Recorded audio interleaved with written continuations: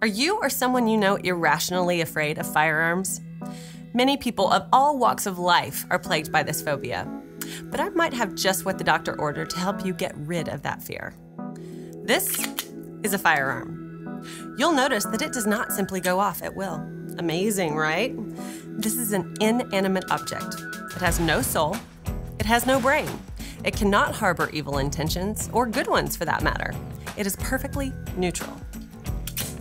In all seriousness, there are plenty of people out there who are simply terrified of guns. And thanks to the media and their portrayal of those of us who own them, gun phobics are now also afraid of gun owners. Look, I get the irrational fear thing.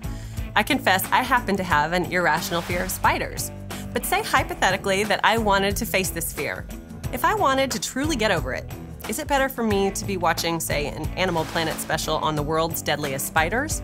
Or should I go talk to someone who specializes in arachnids and learn more about their behavior, their positive traits, and their role in the environment and what they contribute to it? If you're afraid of guns, are you out talking to police and military, firearms instructors, or range safety officers? Or are you clicking on every YouTube video you can find about mass shootings? Are you feeding your irrational fear? Or are you dismantling it with facts? A few years ago, my friend Kim decided that she wanted to learn to shoot with her family. At the time, I didn't really know much about her background with guns, but when I arrived at the range, I literally found her crouched in the corner, white-knuckling her ear protection, praying that it would all be over soon. She was terrified. Now, through the course of our time at the range, we got her up out of the corner and introduced her to a .22 caliber handgun. Her hands were shaking with that first shot, but after she took it, she learned that she had control over the gun, that she was in charge. And suddenly, her whole demeanor changed. Kim practically bounced out of the range that day, proudly displaying her target, which I gotta say was pretty impressive.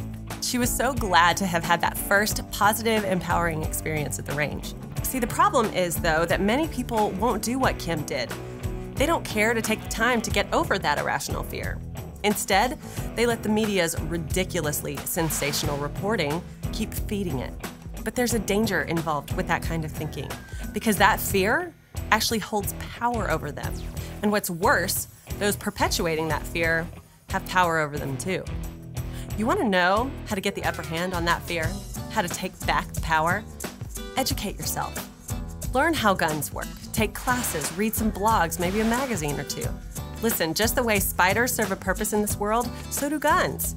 And the most successful people learn to live with the world rather than in fear of it. That doesn't mean that they're reckless. For example, people who work with dangerous animals, they don't have phobias of them, but they're also not reckless with them. They understand what they're capable of and they respect what they can do. In the same way, the day that you don't respect what guns can do is the day I'm not shooting with you. Guns deserve a rational, logical level of respect. But when a healthy respect becomes an extreme, undeserved fear, you create unnecessary problems for yourself.